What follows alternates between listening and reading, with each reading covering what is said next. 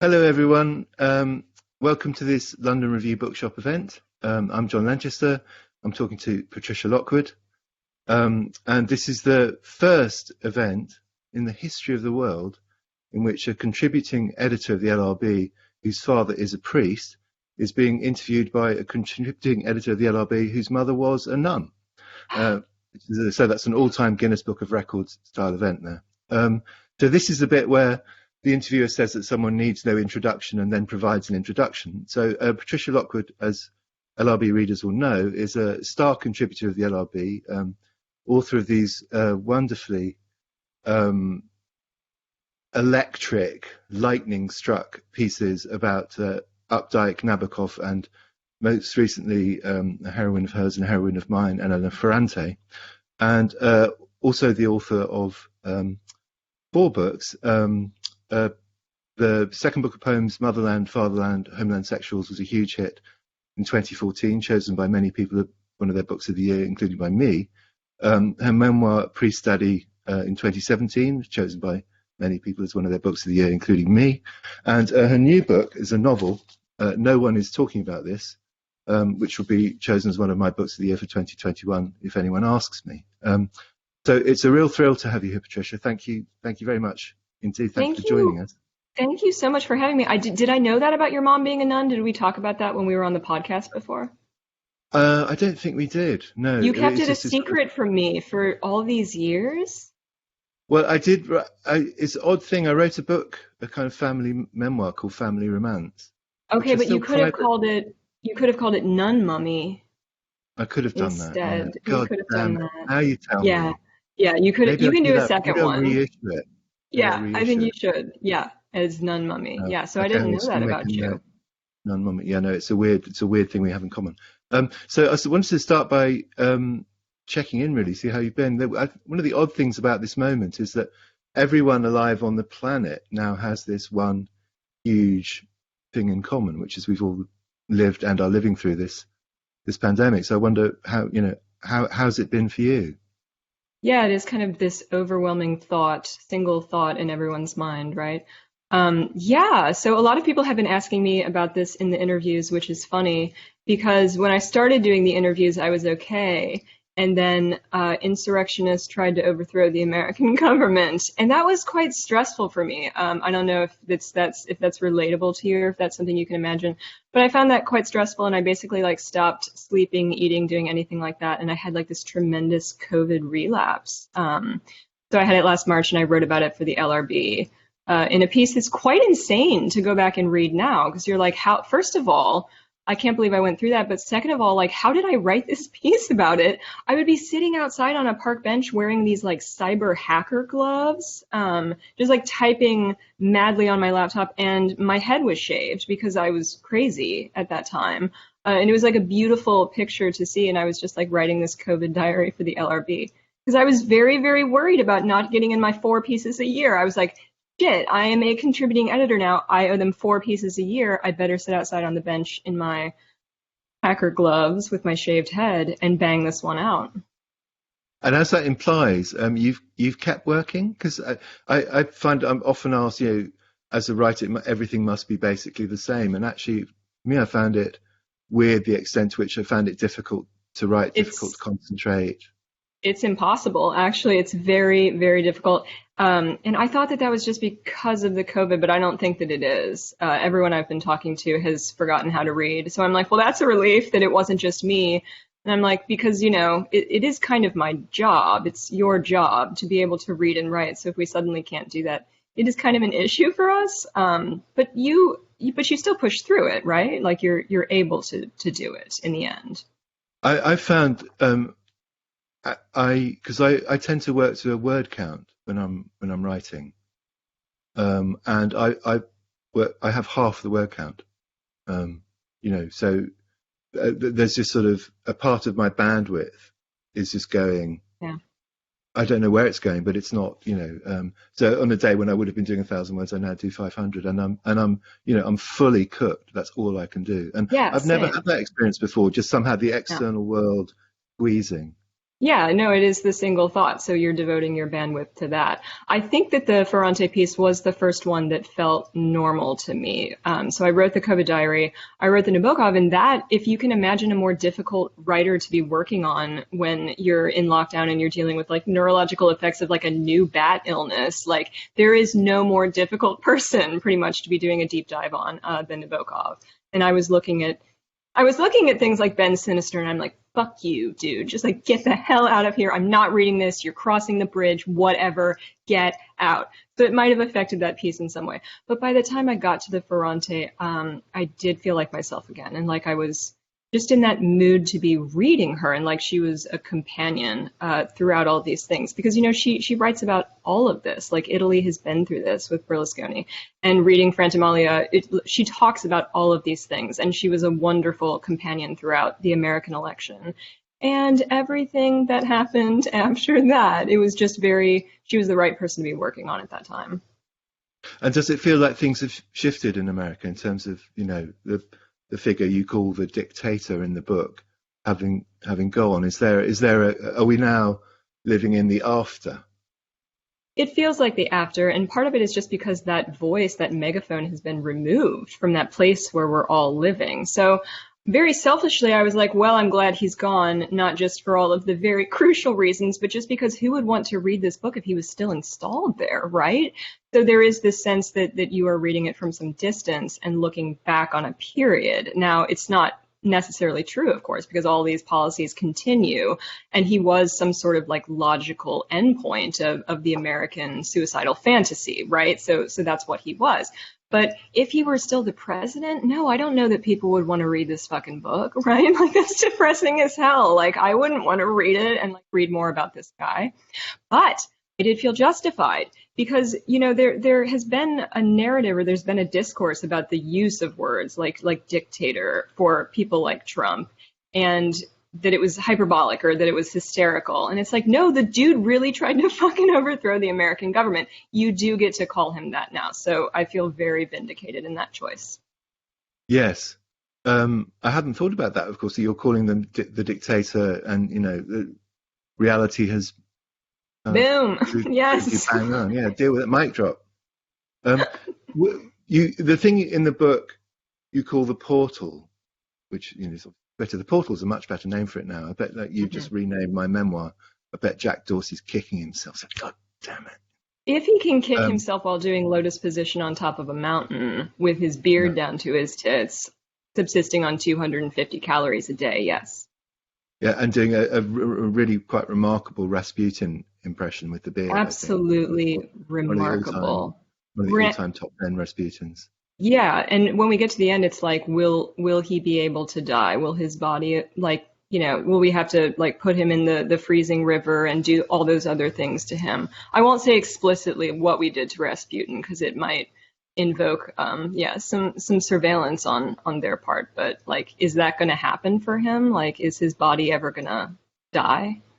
Yeah, no, good point. But would no Twitter, no Trump, do you think? Oh yeah, absolutely. It is 100% a set of stairs he climbed to the top of America and the top of the world. And does that change your sense of what Twitter is? Yeah, and I think it's why it became clear that it was something you could write about in the form of a novel, that it was something you could enshrine. In other words, it became important as something to look at. Previously, if you had done an internet novel of this kind, it would have been seen, I think, as frivolous. But Donald Trump, or the dictator, had taken up residence in the top of Twitter as in basically a gold hotel. And his voice was being pumped through every floor below him. And that's just how it was. It was how it felt for the entirety of that 4 years. And to have him suddenly removed is just the strangest feeling. It's like being in a bombed out building. It's just plucked out, but so much of the discourse was arranged around what he said. So much of what you saw immediately as you went into the portal was a quote tweet of whatever he had posted that morning while watching Fox and Friends. So it's just this cratered area where you're stepping around the absence of this voice that had been just everywhere for the last 4 years. And the portal, broadly speaking, to it as what the first half of the book is. Foreigners learning English always say that English is a language of prepositions. So Twitter is what the first half of the novel is. What's the right preposition? About, around, from, In. through, in. And I wonder if you could give us a short reading to give us a flavour of that first part. I can. Yeah, I'll just read from the beginning, actually.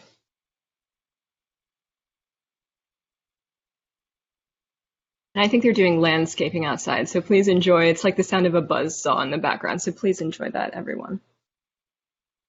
She opened the portal, and the mine met her more than halfway. Inside, it was tropical and snowing, and the first flake of the blizzard of everything landed on her tongue and melted.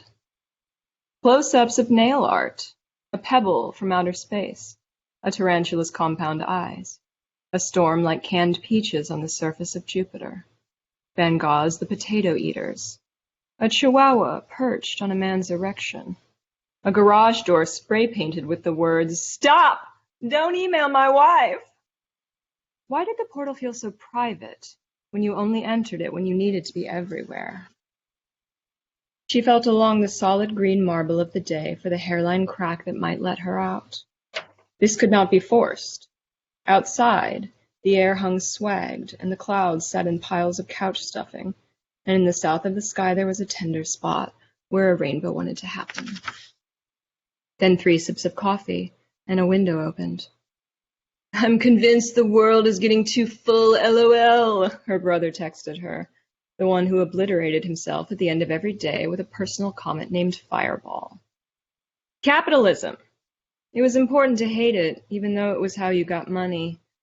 Slowly, she found herself moving toward a position so philosophical even Jesus couldn't have held it, that she must hate capitalism while at the same time loving film montages set in department stores. I've never read that part out loud. That is like a fucking mouthful, and I just apologize to the world for that one.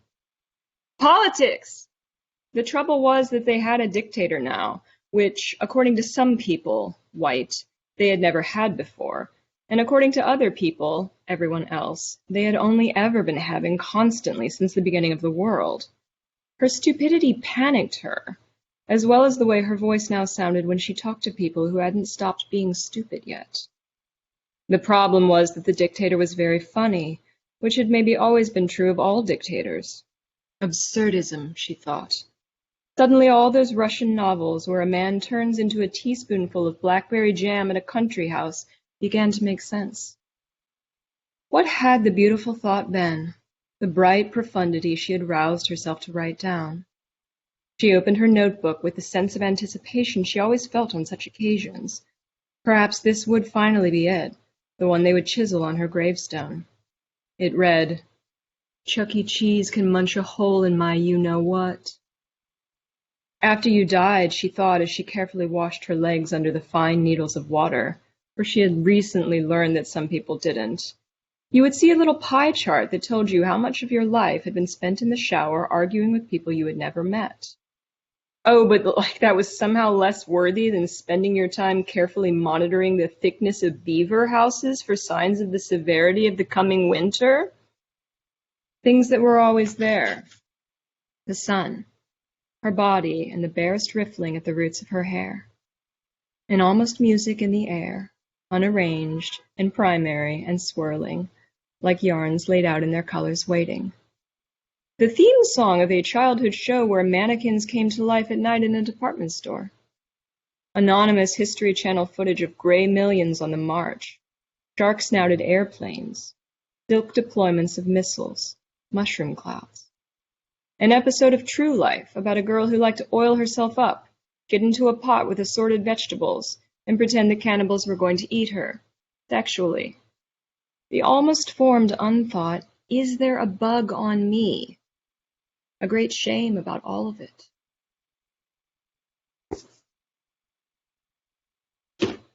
Fantastic. Yeah, no, I had never done that one little bit. And you never know. And then you start to read it out loud and you're like, well, fuck me. Why did I do it that way? Yeah. Well, I don't think anyone listening to it was thinking that.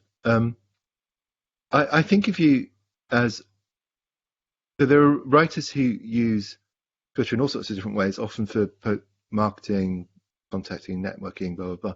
But I think of you as the only writer I know who Twitter has maybe affected your sentences, that you learnt a kind of mastery, particularly of tone, I think.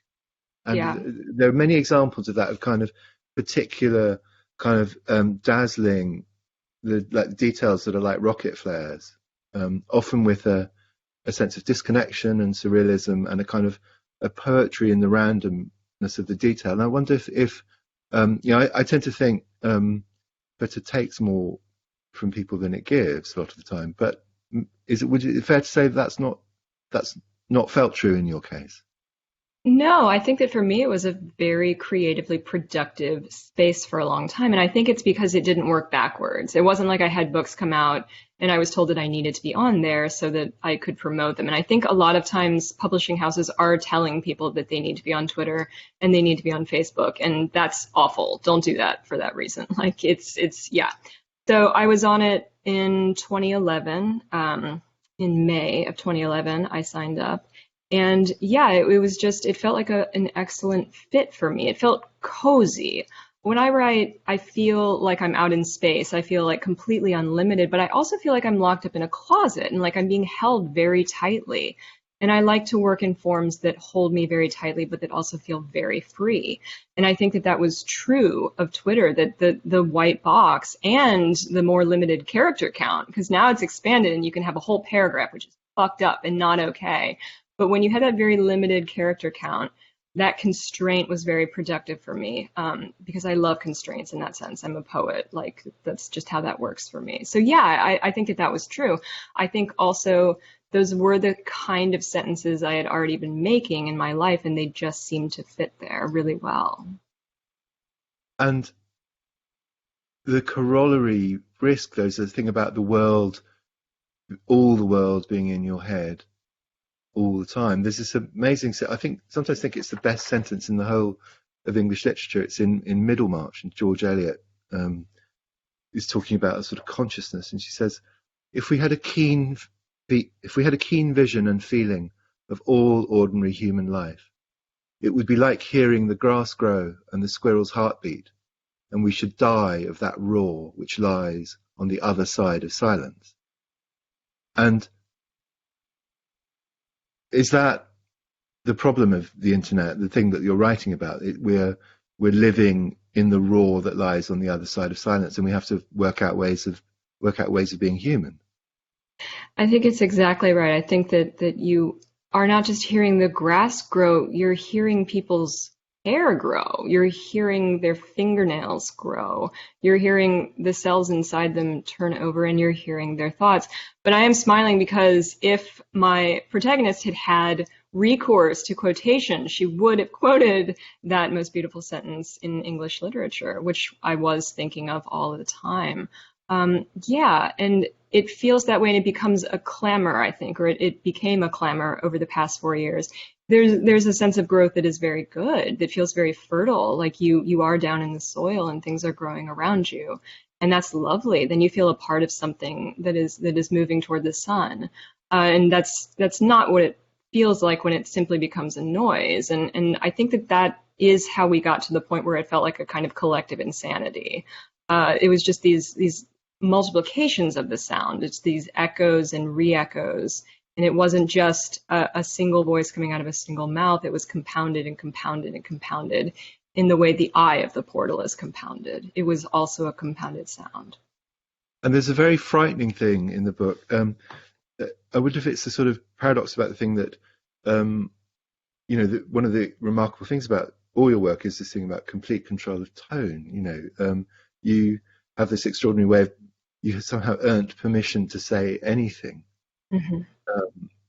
partly through this absolute control of tone and nuance, and the comedy of it is incredibly precisely calibrated. It's very difficult it's like someone like Drill, those geniuses of internet humor, where it's very hard to describe why it's funny. And there's a thing in your book about sneezing being spelt wrong with an A, which is the kind of thing that's impossible to describe why that sort of thing catches on the net, and just it is funny if you get the joke. But Yeah. that's an individual thing about tone. And at the same time, the kind of risk of the internet is that the whole world is in your head. And there's this terrifying thing when you talk about your mind, about the protagonist talks about her mind, saying it had also been the place where you sounded like yourself.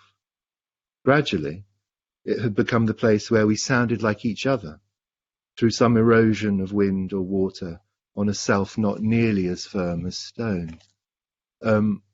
I found that a very disturbing, very frightening, and very believable idea. The idea that our selfhoods are slightly being eroded by just the impossibility of drowning. The difficulty of listening to your own inner monologue when the world is talking to you all the time.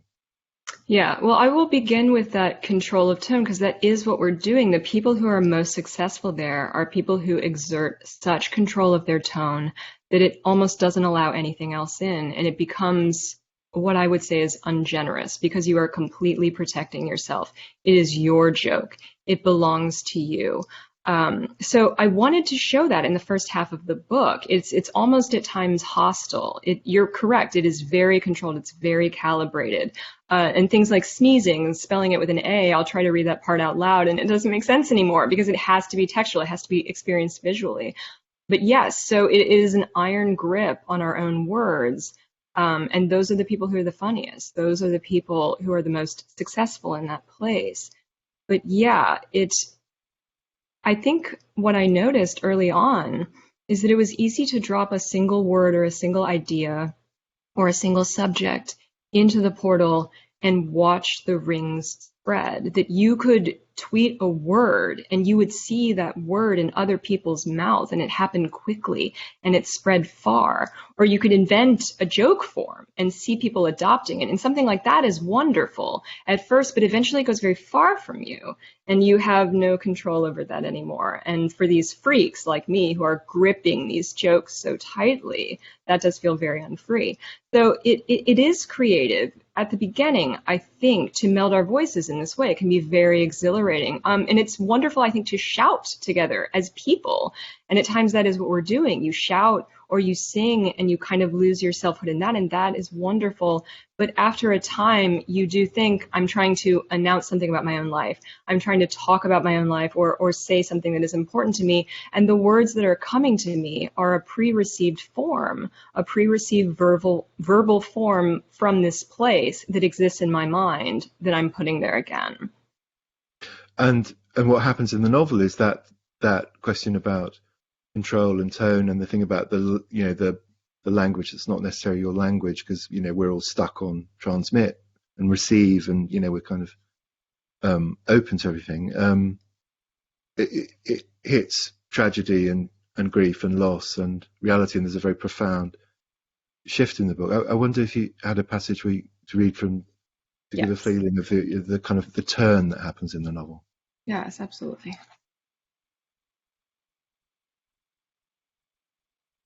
She remembered the peculiar onrushing pain of the portal, where everything was happening except for this. But for now, the previous unshakable conviction that someone else was writing the inside of her head was gone. All the worries about what a mind was fell away as soon as the baby was placed in her arms. A mind was merely something trying to make it in the world. The baby, like a soft pink machete, swung and chopped her way through the living leaves. A path was a path was a path was a path. A path was a person, and a path was a mind. Walk, chop, walk, chop. How she wished she had never read that article about octopus intelligence, because now every time she sliced into a charred tentacle among blameless new potatoes, she thought to herself, I am eating a mind. I am eating a mind. I am eating a fine grasp of the subject at hand. When the baby was put to the breast for the first time, she hovered behind her sister's shoulder to document it, with her phone sealed in a disinfected Ziploc so that all the photos she took appeared to take place in heaven. Her sister's neck from the side had the smooth, poured texture of a bird bath, rising and rising. The winged thing, pink blink, blurred cardinal, lit on her surface and drank. She herself was named Godmother, a word she could never hear without seeing a wand turning things into other things. A tap on the forehead, always on the forehead, and then the bursting of mousy outlines into static, wide white, the wide sky. So good, the nurses crooned, when they saw the baby in her scratchy white baptismal gown, with a broad chuckle in her eye at their earnest little human ceremony. She flooded with triumph as the priest poured water from his chipped seashell, because here at last was a child religion could not frighten. Here was a child who could not be made to dread the afterlife. She found herself so excited by the baby that she could hardly stand it. Oh, she was doing so well. She was stupendous. In every reaching cell of her, she was a genius, just like the man with the basketball whose body always knew what to do. Her eyes traveled and traveled, though she could not see. Would not be able to see. It was immediately clear. There were drops of wild dragon-scale fluorescence where her irises ought to be. So what? That every person on earth might be watched in that way, given a party whenever she waved and raised her little arm, breathed like the rest of us, turned to hear a voice she knew. The news. The news. It was a marvel how cleanly and completely this lifted her out of the stream of regular life. She was a gleaming, sterilized instrument, flashing out at the precise moment of emergency. She chugged hot hospital coffee and then went, ah, like George Clooney on ER, like she was off to go slice out the tumor that had lately been pressing on the world's optic nerve. She wanted to stop people on the street and say, "Do you know about this? You should know about this. No one is talking about this." And that's also the title of the book, John. There you go. It's like in a movie when they say the title, you got to be like, bam, there's the title. There it is. Yeah. So the narrator experiences something that she doesn't have a language for. She can't process with the tools she has. Is there? I know, and it's about grief and loss and sadness and pain. But is there also a sort of sense that there's a kind of not the word that came to my mind when I was reading was liberation in it, in the sense of the thing I thought was the whole world, which is the portal, actually turns out not to be. Is that fair? Yes, and part of the pain of the portal is that you don't know where to fucking look at any given time because everything is happening. But when something like this is happening, you have a focal point. You know exactly where you're supposed to be looking, what you're supposed to be doing, what your arms are supposed to be doing, what your legs are supposed to be doing, and where you're supposed to be, which is the pain, the diffuse pain of the portal that we're all experiencing, that we're all spread over the earth like a miasma or a gas or something, that we've allowed our bodies to spread in this way, and we don't know where to be, and we're not concretely in our bodies, and we don't know where to. So yeah, it's free. Yeah. No, I should say I should have said at the beginning.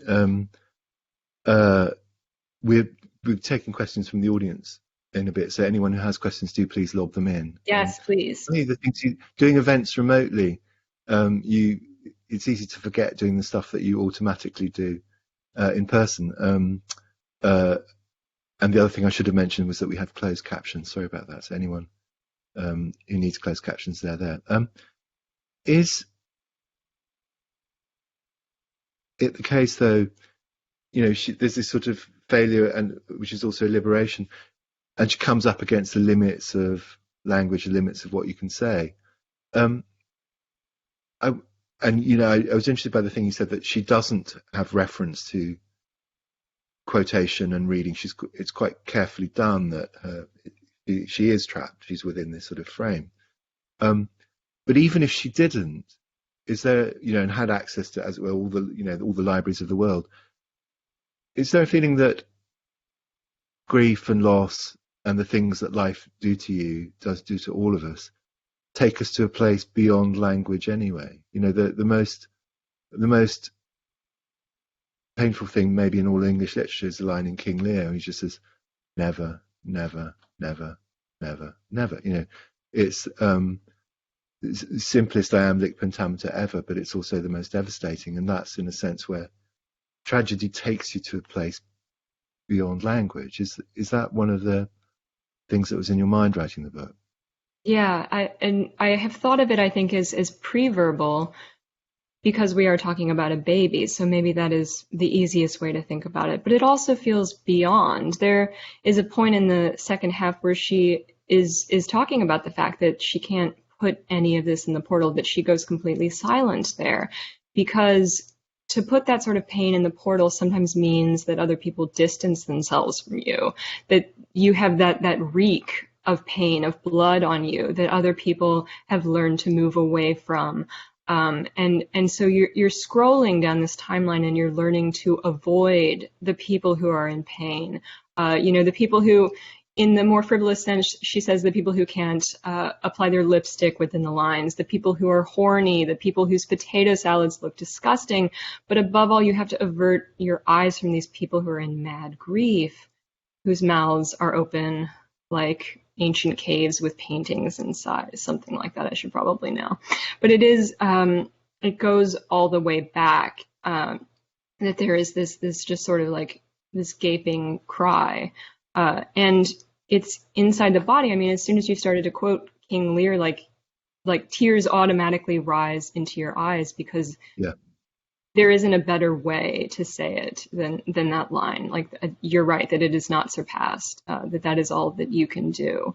And yeah, she didn't have recourse to that language, but the cry still belonged to her, right? So she is not writing about it, but I am writing about it. I'm watching her and I'm writing down every single thing that happens. And that's a compulsion as well. Like, the cry is not just in us, but there also is this compulsion to record. Yeah. I can't read King Lear. I haven't read it for 30 years, because once you accumulate losses in your own life, this thing you think is an amazing piece of poetry, actually it's like looking at the sun. It's too real. Yeah. It's too much. Yeah. Which is oddly all Shakespeare's other tragedies I can read, but King Lear is just too. Yeah. It's the real, one of the things that I'm struck by in your writing, and one of the things I love about it, I think all your readers love about it, right from the start, and it's there in the first poem that blew up, went viral, was Rape Joke, and it's very strongly there in pre-study, is there's a tremendous amount of pain, but you never name it as pain. You're very it's not the same thing as the mastery of tone I was talking about, because that's mainly comic. There's a thing about being able to go to a place that should be unbearable, but it's sort of managed and controlled, and you convey a feeling that you don't directly describe. I suppose that's what I'm saying. But there's this. Pre-study is a very painful book, but it's full of jokes, and you never say it's a painful story. I wondered if that's the thing you're conscious of, and it's a thing that, as it were, you're engaging with, because there's no way of avoiding it. No one is talking about this as an incredibly painful story. Is that a sort of thing you're aware of as a trajectory in your work? Yeah, you're right about that, and I think that it's also true that there isn't anger in it. Like, the anger, it's not explicitly named in the work either.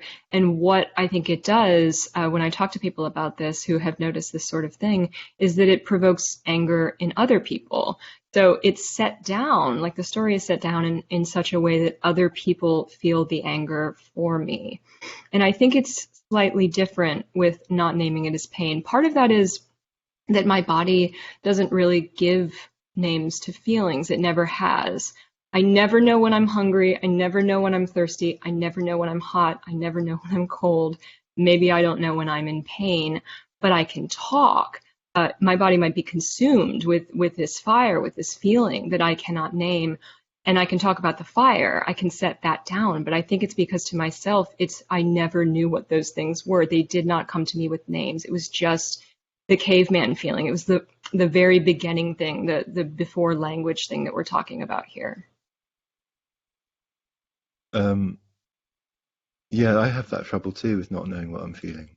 Yeah. And maybe it's what, Jonathan Rayburn once said, writers write about the things that give them trouble. Yeah. It's in an introduction to a book about the sea. So struck me as one of the kind of profound truths about writing. The stuff you find easy and kind of transparent to you, you don't write about. So on that point of anger, just had a question come in. Monica's asked that she read the Wing thing in the New Yorker, which is focused partly on abortion restrictions, how they were problematic with the pregnant sister.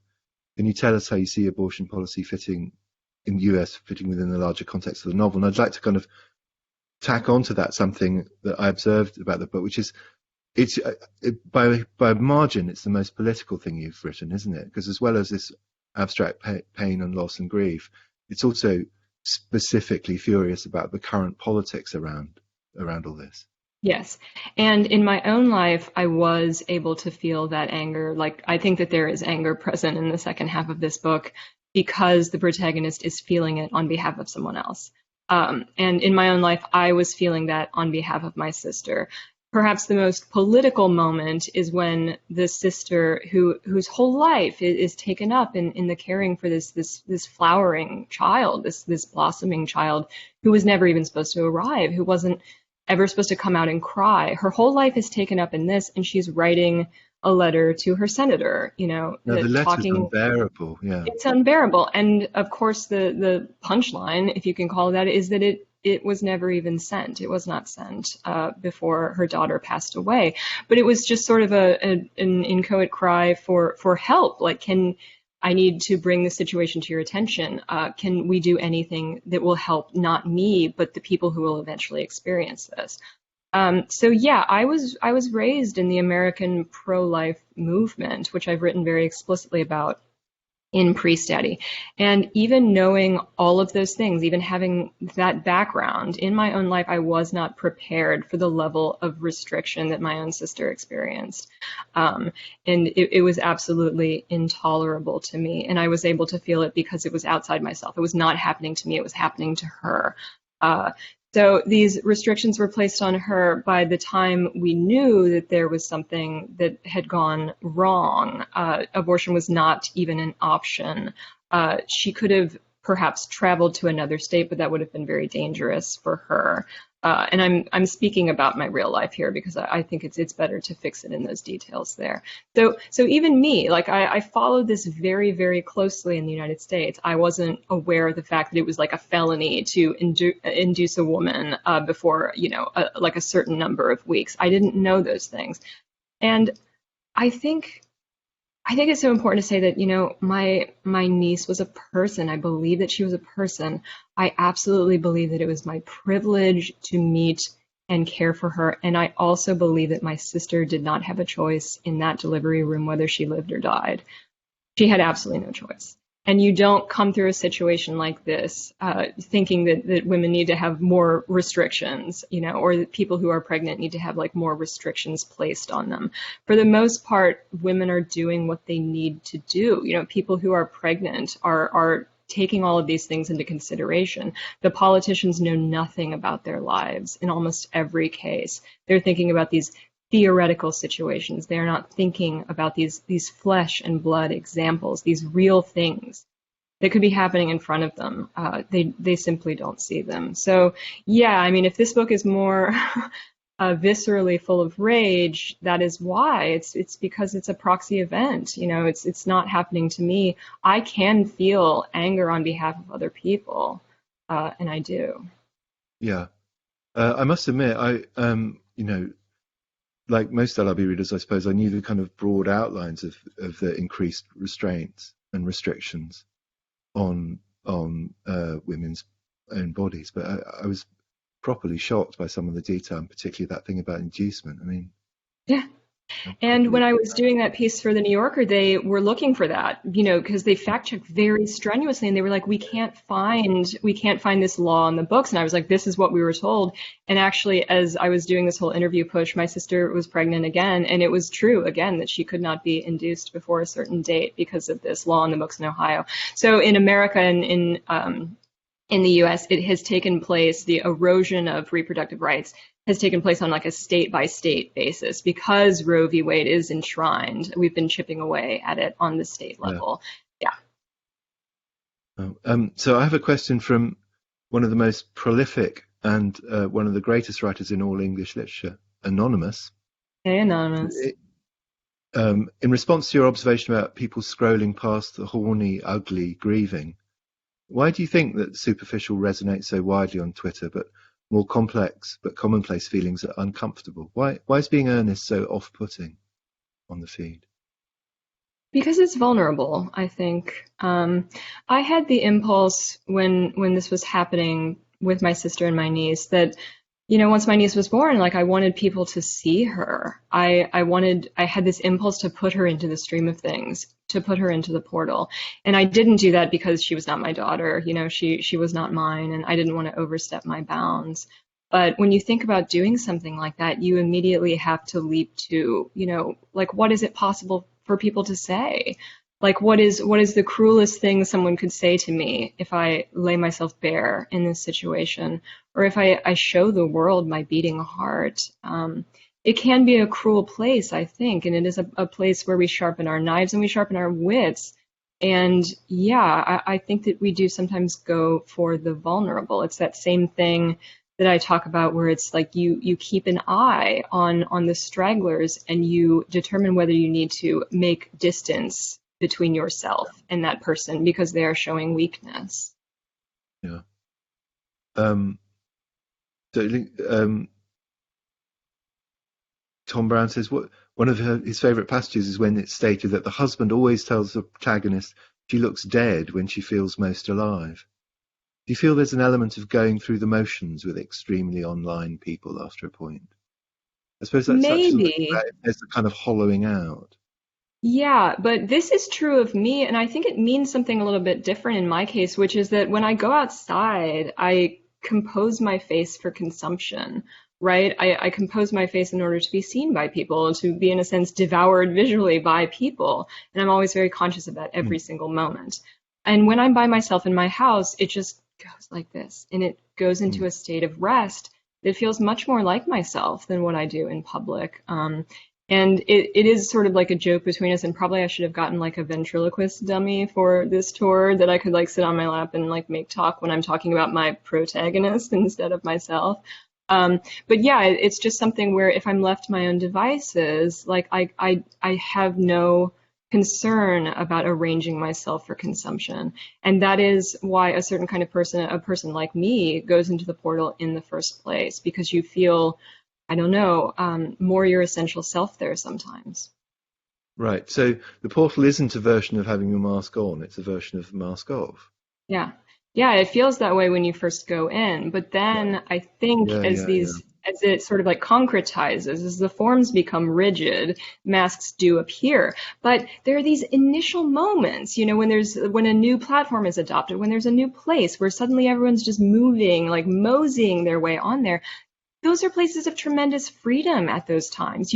Because the forms are not set yet. You can make them whatever you want, and you go into those places, and that is where you feel essentially yourself at times. And it never lasts. It lasts like 6 months or something like that. And it doesn't go on. But that's why we stay there. We stay there out of some affection for those early firebrand days where we're deciding what it's going to look like. I was wondering about that because my youngest son's 18, and he, Twitter, Twitter's for old people as far as he's concerned. It is now, yeah. Micro-generational thing. Hannah J has asked is, because archiving the internet's so difficult, I don't know if people in the future will truly be able to understand how social media and the internet has mashed our brains and made us behave how we do. Do you think, the way she puts it is, do you think your book will make sense to people several years from now? I mean, I suppose the spin I'd put on that question is this going to turn into a historical novel? Yeah, I think it will at some point be entered as a document into the historical record, but any sort of frivolous, too much of its time set piece, that's what happens, right? It's discarded by the next generation because it's so much of its time, and then at some point it is entered into the historical record. And that is partly why I wrote it. I did think there was a panicked sense that no one will know how this feels. No one will know what the texture was. It wasn't so much no one will know the extent to which it's mashed our brains, but it was like, no one is going to know what I do with my days. And that is the impulse that begins sometimes a creative work, begins a novel. Now, more practically, when I was writing it, I did discard things that it seemed like, yeah, in 100 years, no one was going to know about this. Sometimes with some of these pieces, people aren't going to know about them in 5 minutes. And there's a pleasure to that too, right? That they're so ephemeral, that they disappear so quickly.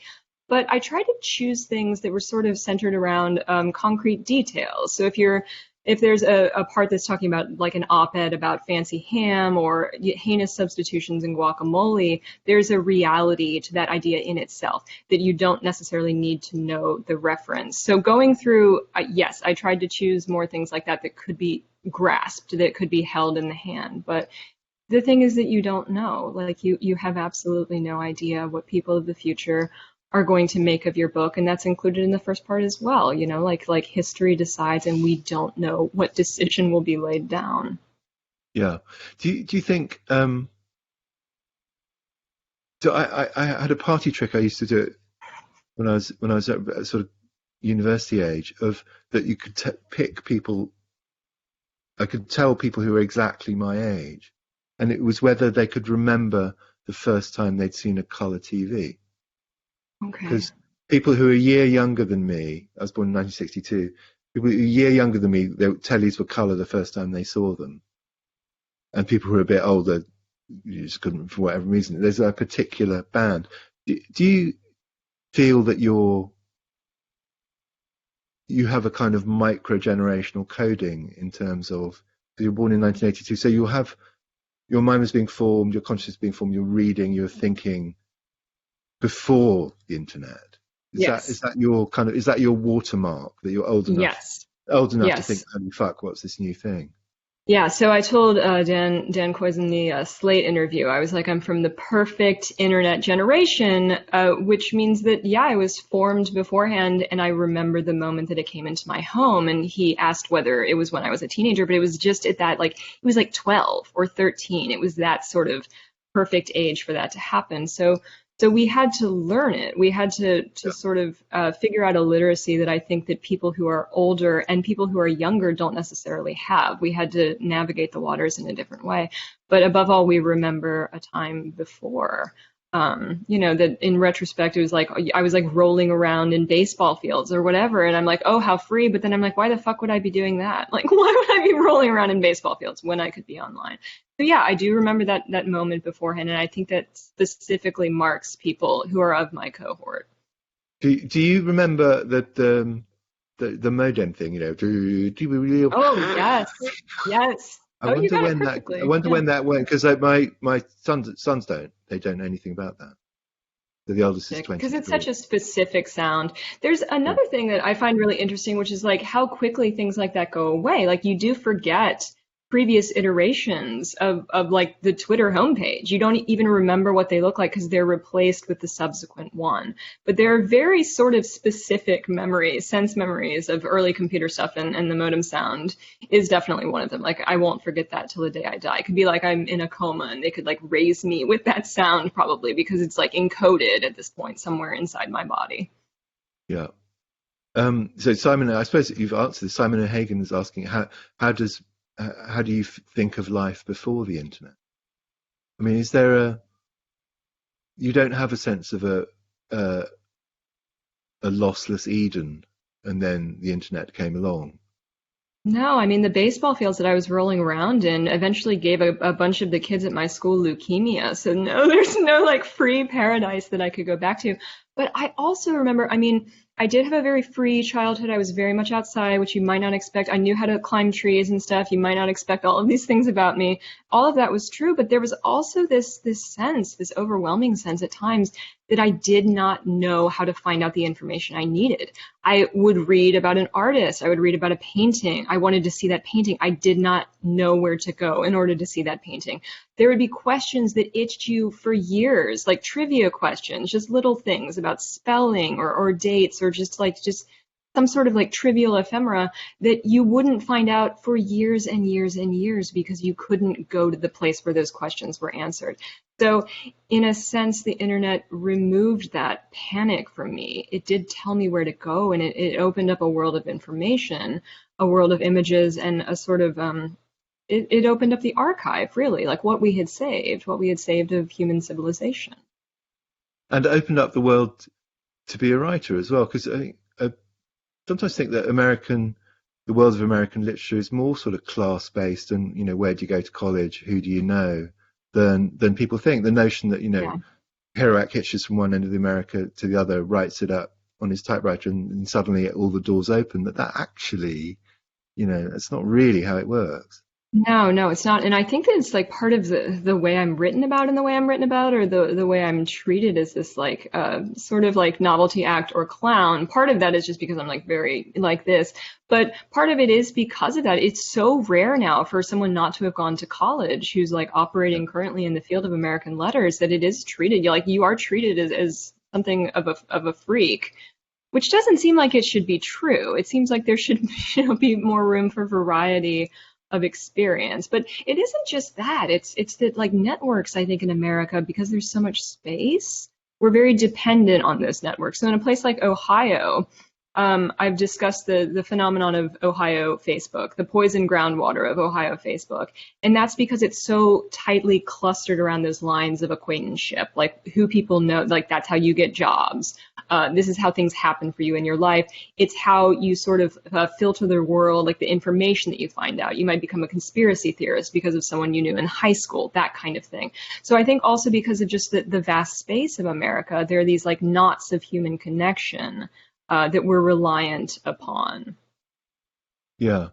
I've noticed American writers are more likely to hate each other, and I've sometimes thought that's a geographical thing, that, Do you think so? distances are bigger, because all British writers have, a kind of, in some profound sense, the same, and that's less They love true. each other. British writers love each other.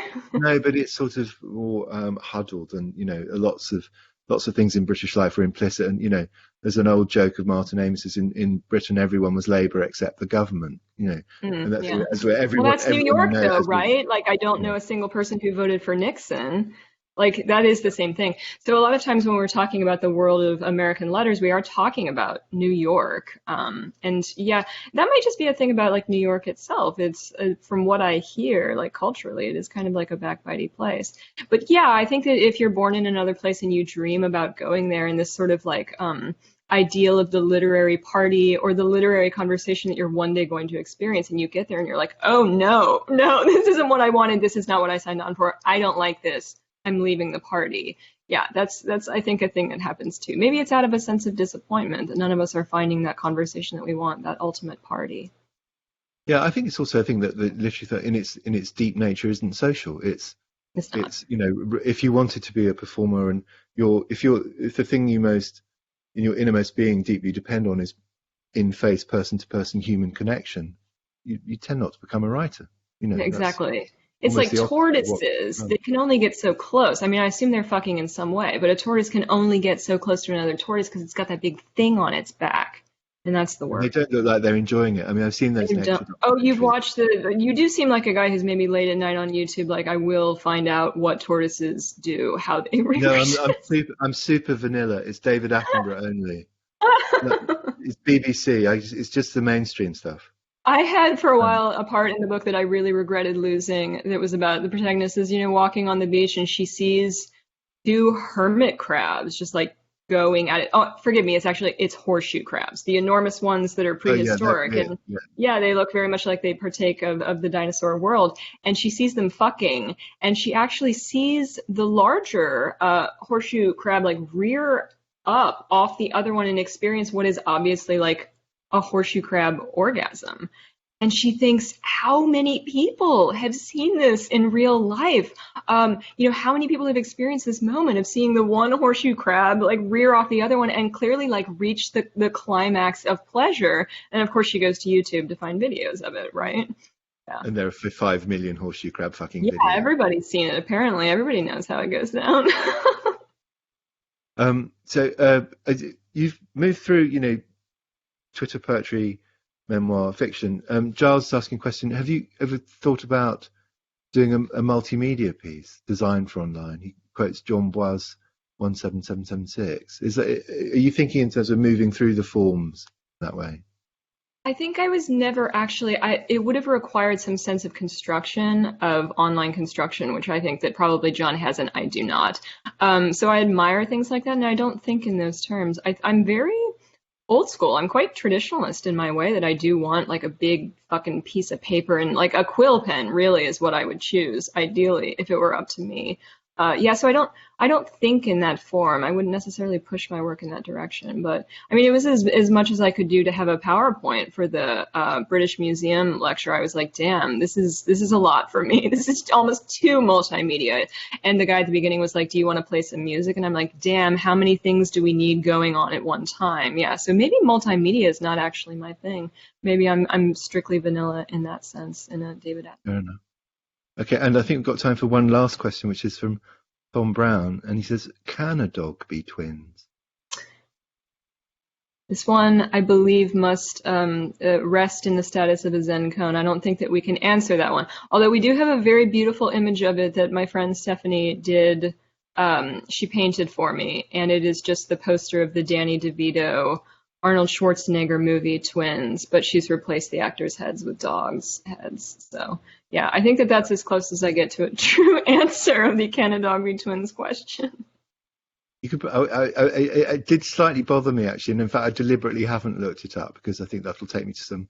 Oh, do you want me to tell you the truth? Because I do know. I'm super curious. A set of dog twins was recently born.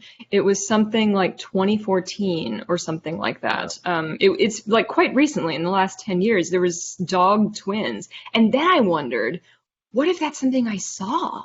What if there was some brief impression? What if scrolling through the portal, I did see something about that news story? These dog twins that suddenly existed in the world. Like, what if that was the seed of that moment, of that idea, right? Yeah, it could happen. Yeah. Well, on that bombshell, as Alan Partridge would say, I have to say thanks very much, Trisha, for joining us. It's fantastic. Thank you, thanks John. It was wonderful. This is a new book, which I unreservedly recommend. The only thing that remains is to recommend the next LRB Bookshop event, which is Anthony Wilkes, who does the audio and video for this, which, as you can see, works. Perfect. So he's a genius. And he's made a short film about Eric Hobsbawm, which is the next bookshop event. So thanks very much, everyone. Thanks, Trisha, and good luck with the virtual tour. Thank you, John. Thank you very much. See you in the after. Yeah. Bye, everybody. Bye, everyone. Thank you.